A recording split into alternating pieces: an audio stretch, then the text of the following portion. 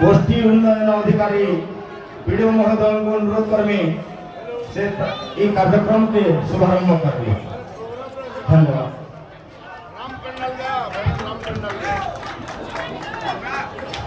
आज पवित्र दिवस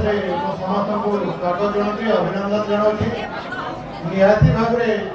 प्रभु नाम नवा गोटे भाग्यर दिन मिलती है तो आप समस्त गोटे कलाकार है तो आपको अनुरोध करी जे आप श्रृंखलित भाव में यही बैठक को आरंभ करेंगे एवं समस्त मनोमुग्ध करेंगे मोर आशा एवं विश्वास समस्त को आउे नमस्कार करी मोर वक्तव्य बंद कर बैठक को आरंभ कर। धन्यवाद वीडियो सर बहुमूल्य समय देखिए आम पाखे आज उपस्थित हेले और हमको उत्साहित करे कार्यक्रम सुरुपुर हेबा आमे समस्ते करताली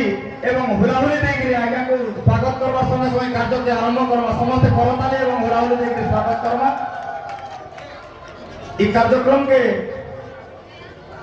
आरंभ करवा लगी आज ई मंच रे स्वागत जनामा आम संकीर्तन जगतर विशिष्ट गुरु शेषदेव षडंगी आज्ञा उपस्थित हेबे और मृदंग सहयोग करबे सत्यनारायण आज्ञा तांको करताली देकरी आमे स्वागत जनामा सर्वप्रथमे तारपरे